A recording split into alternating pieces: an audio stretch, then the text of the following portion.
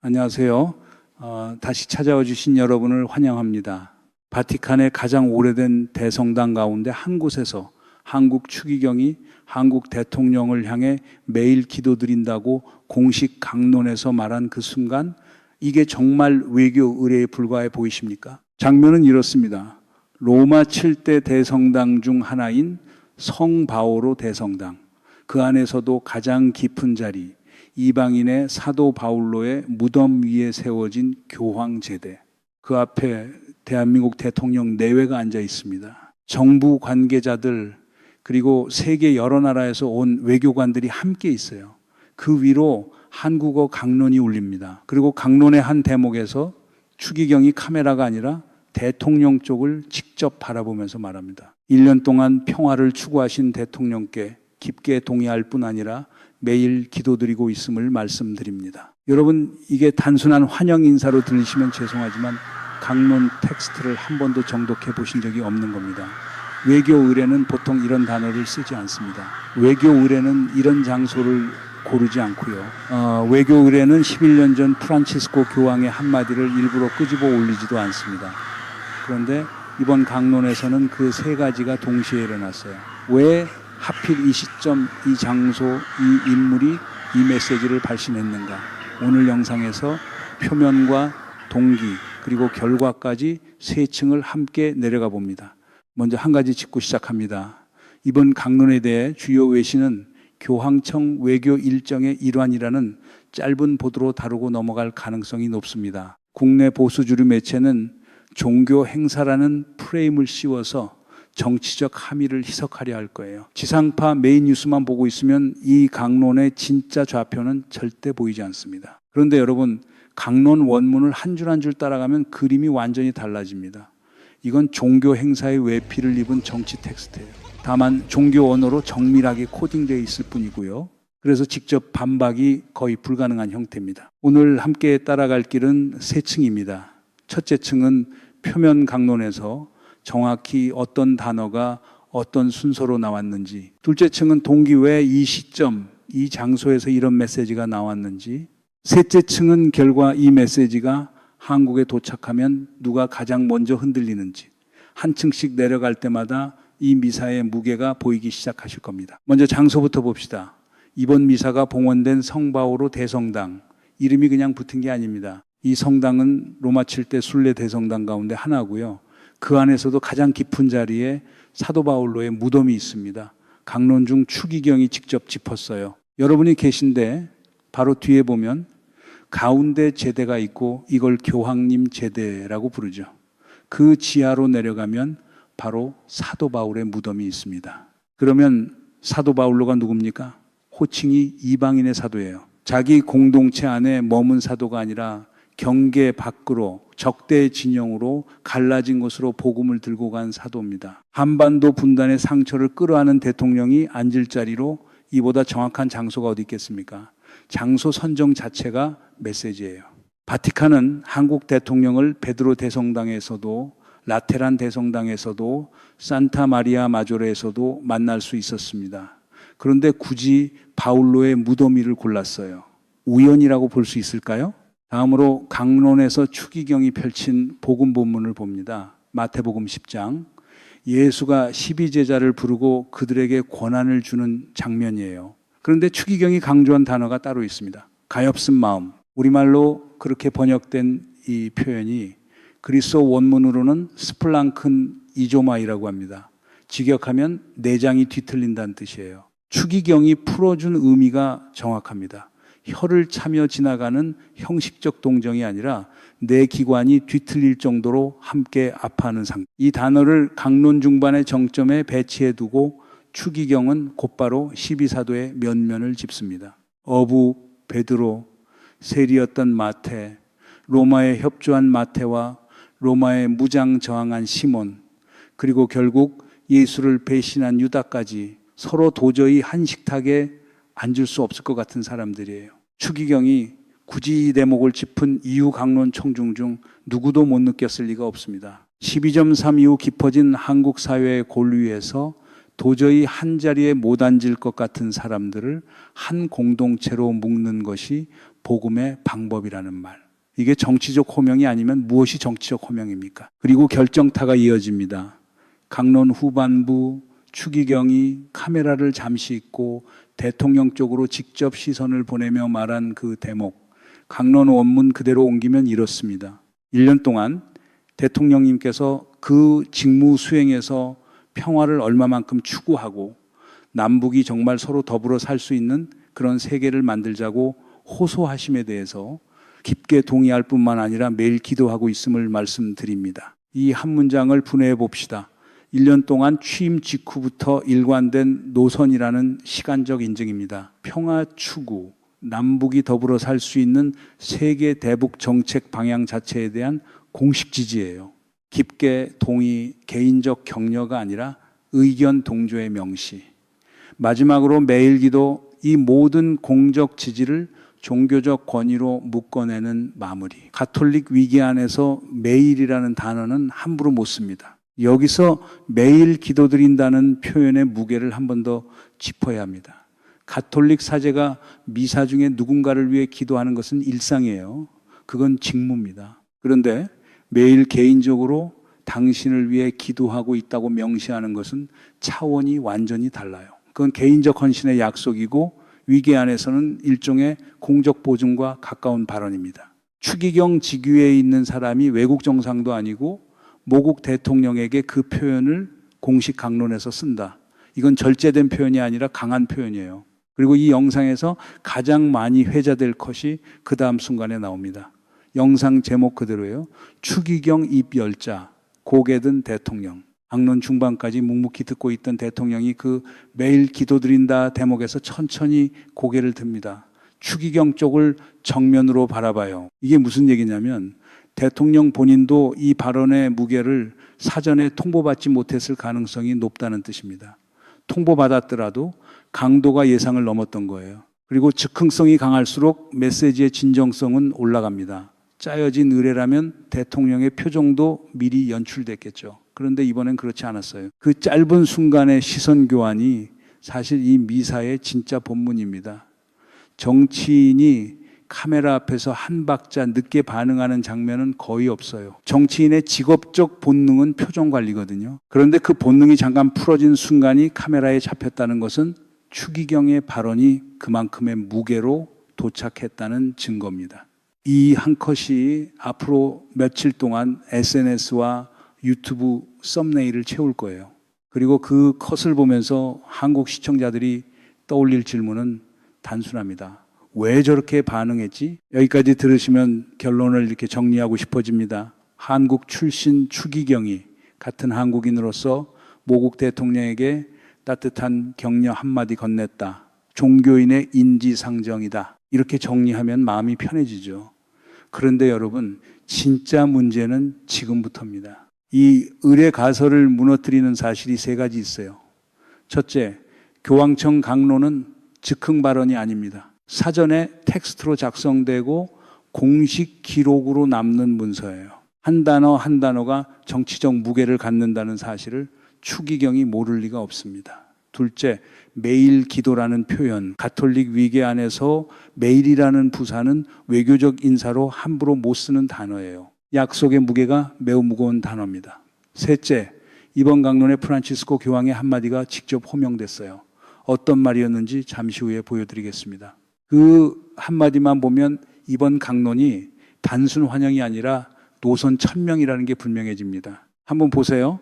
외교적 의례라기엔 단어 선택이 너무 정확합니다. 외교적 의례는 보통 이렇게 위험한 단어를 안 써요.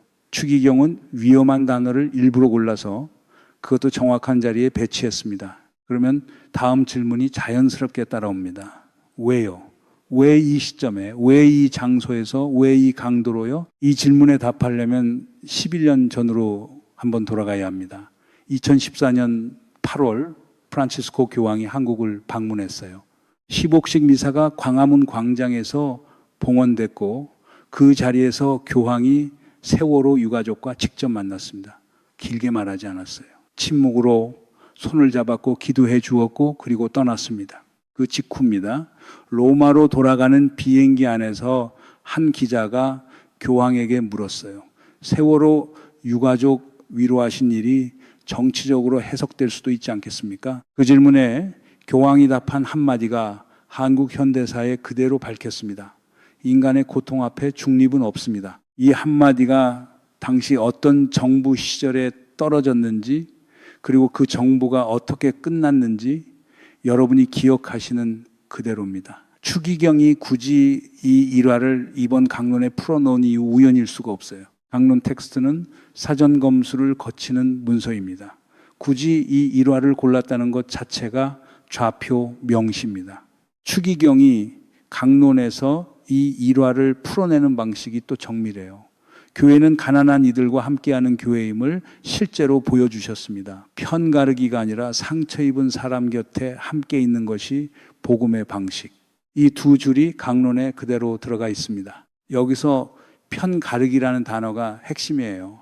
11년 전 그 정부는 세월호 유가족을 정치적으로 분류했죠. 그리고 지금 한국 사회에서 12.3 이후 가장 많이 들리는 단어 중 하나가 또 편가르기 그만하자, 정치 보복 멈추자류의 양비론입니다. 11년 전과 지금이 정확히 같은 구조로 반복되고 있어요. 추기경이 그 구조 위에 정확히 한 점을 찍은 겁니다. 여기서 한국 가톨릭의 역사적 위치도 잠깐 짚고 가야 합니다. 한국 천주교는 군부 독재 시기 명동성당이라는 공간을 통해 그리고 1987년 6월 항쟁 국면에서 인간의 고통 앞에 종교가 어디에 서야 하는가라는 질문에 이미 한 번 답을 한 적이 있어요. 김수환 추기경 시절의 그 흐름이 한국 가톨릭의 도덕적 자산으로 남아 있습니다. 이번 강론의 추기경이 인용한 프란치스코의 그 한마디는 사실 한국 가톨릭이 자기 역사 안에서 이미 답해본 질문이기도 합니다. 그래서 이 인용이 더 무겁게 떨어지는 거예요. 한국 가톨릭 위기 안에서 이 한마디를 끄집어 올린다는 것은 단순한 외국 사례 인용이 아니라 자기 전통의 도덕적 자산을 다시 호출하는 행위입니다. 여기서 끝이 아닙니다. 이번 강론에는 새 교황도 직접 호명됐어요. 지난해 5월 8일 267대 교황으로 선출된 레오 14세 교황, 추기경이 강론에서 짚어줬습니다. 새 교황의 첫 공식 인사가 무엇이었는지, 평화가 여러분 모두와 함께 첫 인사가 평화였다는 거예요.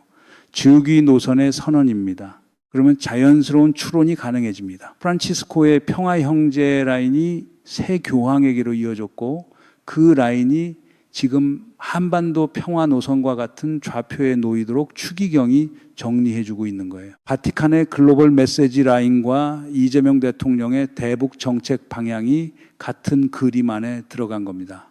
외교적으로 매우 강한 신호고요. 그리고 다시 12사도 이야기로 돌아갑니다.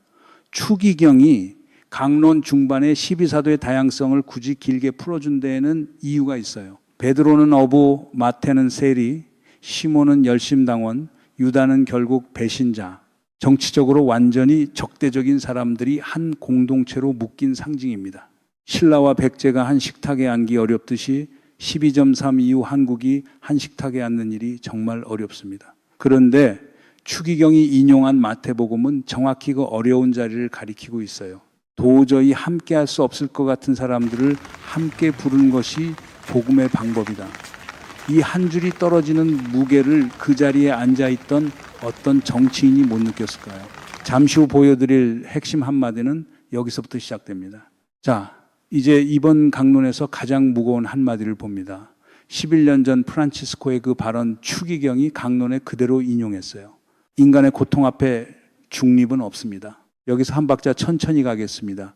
이 한마디가 의미하는 게 강론장 안에만 머무는 종교적 위로가 아니에요. 이 말이 정확히 도착하는 곳이 따로 있습니다. 인간의 고통 앞에 중립은 없다. 이 한마디가 12.3을 보고도 침묵한 모두에게 정확히 도착하고 있습니다. 생각해 봅시다. 12.3 비상계엄 사태 직후 한국 사회에서 가장 많이 들린 단어들이 무엇이었습니까?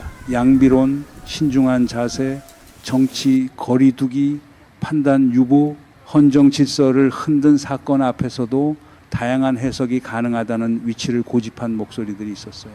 보수 주류 매체의 사설들이 그랬고요.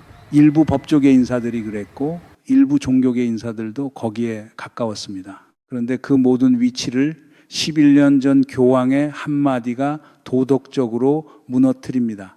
인간의 고통 앞에 중립은 없다. 12.3로 상처 입은 한국 사회 앞에서 중립은 도덕적으로 성립이 안 된다는 말이거든요. 그 말이 11년 만에 한국 추기경입을 통해 로마 한복판에서 대통령이 앉아있는 자리에서 다시 울린 겁니다. 추기경이 강론에 쓸 인용은 수도 없이 많았어요. 굳이 이 한마디를 골랐다는 사실 자체가 바티칸이 12.3 이후 한국 사회의 정치 지형을 얼마나 정확히 읽고 있는지, 그리고 그 지형 위에서 어느 좌표에 설 것인지를 명확히 보여준 신호입니다. 여러분, 이 연결고리를 한국지상파 어디에서 짚어줬습니까? 보수 신문이 평화 메시지 한 줄로 묻어버린 이 강론의 진짜 의미를 지금 같이 보고 계신 분들은 이미 보고 계신 거예요. 그리고 이 메시지가 한국에 본격적으로 도착하면 가장 먼저 흔들리는 사람들이 누구일지, 그게 진짜 이야기입니다. 먼저 보수 주류 매체의 반응부터 봅니다. 조선중앙동아 계열이 이 강론을 어떻게 다룰지 큰 그림은 예측이 가능해요. 첫째, 교황청 외교 일정의 일환이라는 짧은 처리. 둘째, 강론 중 평화화의 일반적 메시지만 인용하고 매일 기도드린다는 발언과 프란치스코의 중립은 없다 인용은 누락 또는 축소. 셋째, 의례적 격려라는 표현으로 정치적 함의 희석. 여기서 핵심은 진짜로 의례에 불과한 발언이었다면 굳이 희석할 필요가 없다는 점이에요. 희석한다는 행위 자체가 그게 의례가 아니라는 자백입니다. 한겨레, 경향, MBC, JTBC 같은 매체의 보도통과 비교해 보시면 같은 사건을 다루는 명백한 비대칭이 보일 거예요. 이 비대칭 자체가 정치적 신호고요. 그리고 이 강론이 가장 정확하게 도착하는 곳이 따로 있습니다. 12.3 비상계엄 정당화 논리의 핵심이 무엇이었습니까? 당시 상황의 모호함, 여러 해석 가능성, 정치적 판단, 결국 다 중립 프레임이에요. 이쪽도 잘못, 저쪽도 잘못이라는 양비론으로 위헌적 행위의 무게를 분산시키는 논리입니다.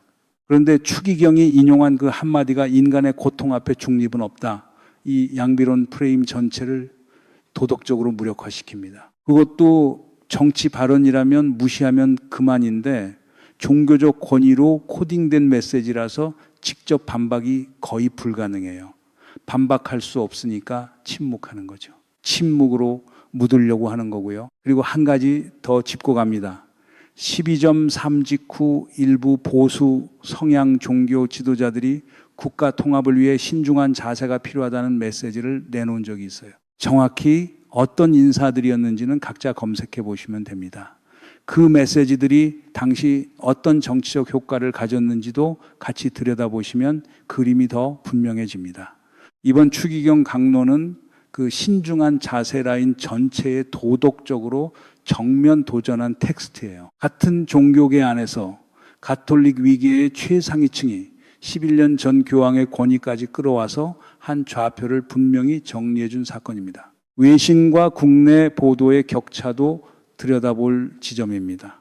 로이터, AP, 바티칸 통신 같은 외신은 강론 텍스트 전문을 인용 가능해요. 매일 기도드린다라는 표현도 그대로 보도될 가능성이 높습니다. 그런데 국내 보수 매체는 같은 발언을 어떻게 처리할 것인가? 외신은 그대로 인용하는 발언을 국내 보수 매체가 의도적으로 축소한다면 그 격차 자체가 한국 보도 지형의 좌표를 보여주는 자료가 됩니다. 동북아 차원에서도 이 강론은 가볍지 않은 신호입니다.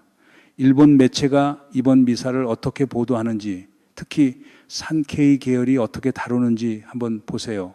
한일 관계가 미묘한 시점에서 바티칸이 한국 대통령의 한반도 평화 노선에 도덕적 무게를 실어준 사건이거든요. 일본 보수 진영 입장에서는 결코 편한 그림이 아닙니다. 미국 매체, 특히 가톨릭 영향력이 강한 미국 동부 언론에서는 어떻게 다룰까?